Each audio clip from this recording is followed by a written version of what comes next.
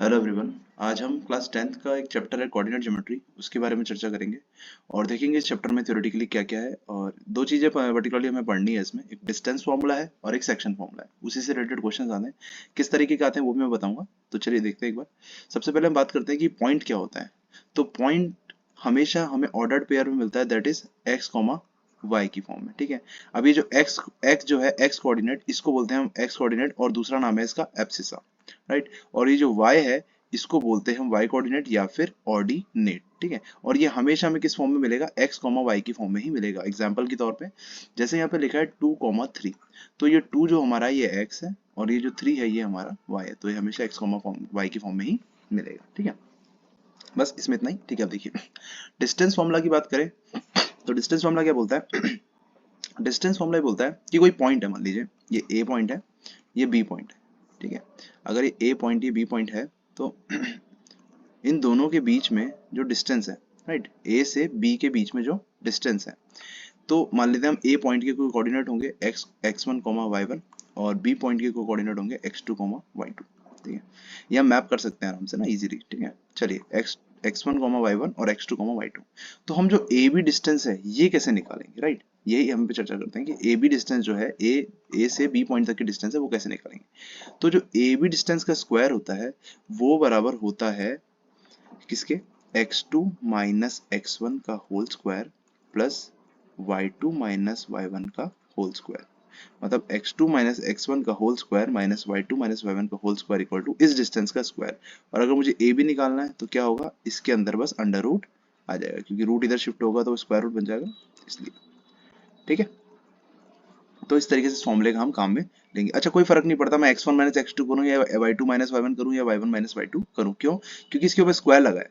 इन दोनों के नंबर्स के ऊपर क्या लगा है, स्क्वायर लगा। और स्क्वायर होने से नेगेटिव टर्म अगर मैं y2 माइनस y1 भी करूँ या x2 माइनस x1 भी करूँ, अगर नेगेटिव भी आएगा तो वो स्क्वायर उसको पॉजिटिव कर देगा। ठीक है, तो कोई फर्क नहीं पड़ता मैं x1 माइनस x2 करूँ या x2 माइनस x1 करूँ। ओके, चलिए एग्जाम्पल की बात करते हैं। जैसे फॉर एग्जाम्पल मान लीजिए मैंने दो पॉइंट ले लेता हूँ, एक ए पॉइंट ले लेता हूँ, एक बी पॉइंट ले लेता हूँ। ए पॉइंट ये रहा, बी पॉइंट, और ए पॉइंट के कोऑर्डिनेट में मान लेता हूँ 2,3 और बी पॉइंट के कोऑर्डिनेट में मान लेता हूँ -3,7।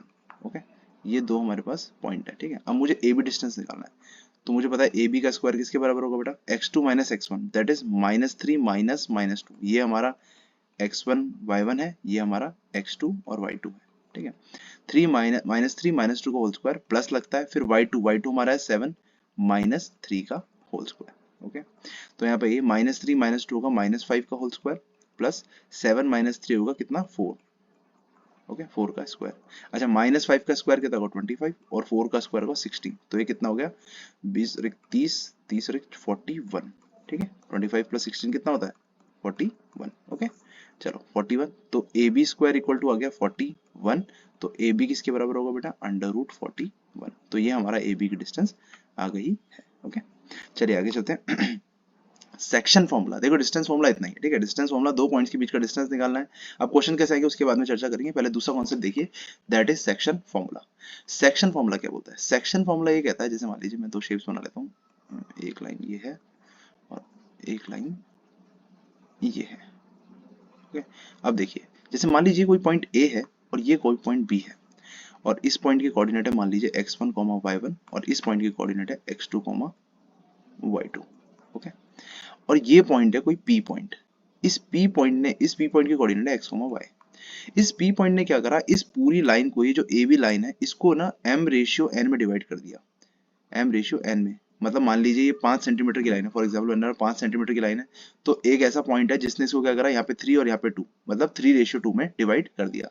हो सकता है 3:2 नहीं तो यहाँ पे 4:1, मतलब ये टोटल 5 होना चाहिए ना, तो ये 4 और ये 1, मतलब ऐसे हिस्सों में डिवाइड कर दिया। वो रेशियो कुछ भी हो सकता है, मैंने मान दिया m/n।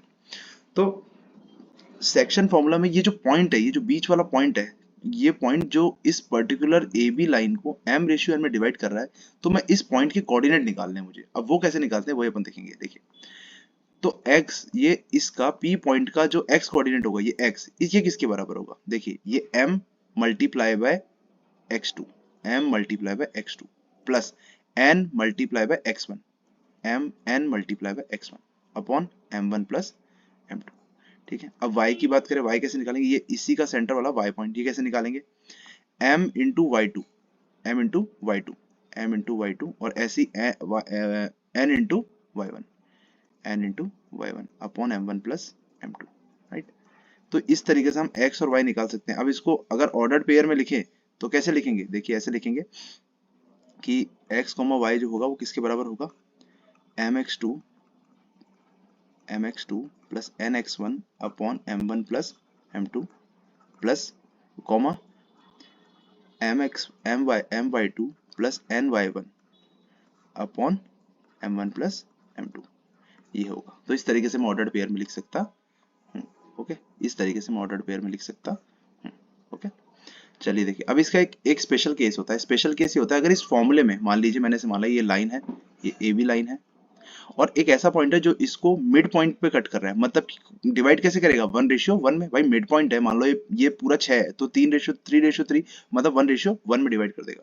तो मिड पॉइंट है, अगर ये पी पॉइंट जो है x कॉमा वाई की फॉर्म में, यहाँ पे लिखिए x1 कॉमा y1 और ये है x2 कॉमा y2, ठीक है। तो अगर ये m और n मतलब m और n की वैल्यू कितनी आ गई, 1:1, तो इस केस में फॉर्मूला क्या हो जाएगा, जहाँ पे m और n है वहाँ पे 1:1 पुट कर देंगे, क्योंकि रेशियो क्या है 1:1, क्योंकि मिड पॉइंट है ना ये। तो x2, क्योंकि m की जगह मैंने 1 रखा, 1 into X two plus 1 into X one upon 1 plus 1, ऐसी y कोऑर्डिनेट क्या होगा, 1 into Y two plus 1 into Y one upon 1 plus 1। तो यहाँ से क्या निकला x की value, x2 plus x1 upon 2, यहाँ से निकला y2 प्लस y1 अपॉन 2। तो ये मिड पॉइंट के लिए स्पेशल केस हो जाता है, कुछ नहीं है, बस स्पेशल केस है कि m और n जब 1:1 में डिवाइड हो जाए तो इस वाली चीज को लगाना है, ठीक है। चलिए अब इसका एक एग्जांपल देखते हैं। देखिए, find the coordinate of the point which divides the line segment joining the point this and this ratio in the ratio 3:1 internally. अच्छा, इस वर्ड को अभी छोड़ो, अभी फिलहाल जो मैं बता रहा हूँ वो उस पर ध्यान दो, है ना। ये इंटरनली एक्सटर्नली बाद में देखेंगे। तो मुझे एक्चुअली क्या बोला है कि दो पॉइंट है ए और बी। ए पॉइंट के कोऑर्डिनेट दिए 4, -3 और बी पॉइंट के कोऑर्डिनेट दिए 8, 5, ठीक है। अब ये लाइन इनके बीच में, ठीक है। अब इसको वो डिवाइड कर रहा है, वो पॉइंट मान लीजिए यहाँ पे होगा कोई पॉइंट, ऐसी मान लिया पी पॉइंट है, इसके कोऑर्डिनेट है x, y, किस रेशियो में, 3:1, मतलब m 3 है और n 1 है, ठीक है। अब फॉर्मूला लगाते हैं। मुझे पता है x किसके बराबर होता है, m into x1 m into x2 मतलब 3 into 8 plus n into 1 into 4 upon m plus n मतलब 3 प्लस 1। ऐसी y में आ जाओ, y किसके बराबर होगा, 3 into 5 plus 1 into -3 upon 3 plus 1। आ जाओ यहाँ से, 8 3 24 24 प्लस 4 अपॉन 4। यहाँ से है y is equal to 15 -3 upon 4। तो यहाँ से कितना आया ये, करो 28 अपॉन 4, ये कितना हुआ 7, और यहाँ से काटा तो कितना है 15 -3 that is 12 upon 4 that is 3। तो ये मेरे पास कोऑर्डिनेट कितना आ गया इस मिड पॉइंट का, मतलब पी का जो x, y था ये किसके बराबर आ गया, पी पॉइंट की कोऑर्डिनेट क्या हो गया 7, 3। इस तरीके से मैं इसको सॉल्व करूंगा। देखिए, इंटरनली और एक्सटर्नली वर्ड में बस इतना सा अंतर होता है कि अपन इंटरनली जब भी वर्ड होगा उसमें यहाँ पे प्लस यूज करेंगे ऊपर और नीचे, और जब भी एक्सटर्नली होगा उसमें माइनस यूज करेंगे, बस इतना सा फर्क होता है, ठीक है।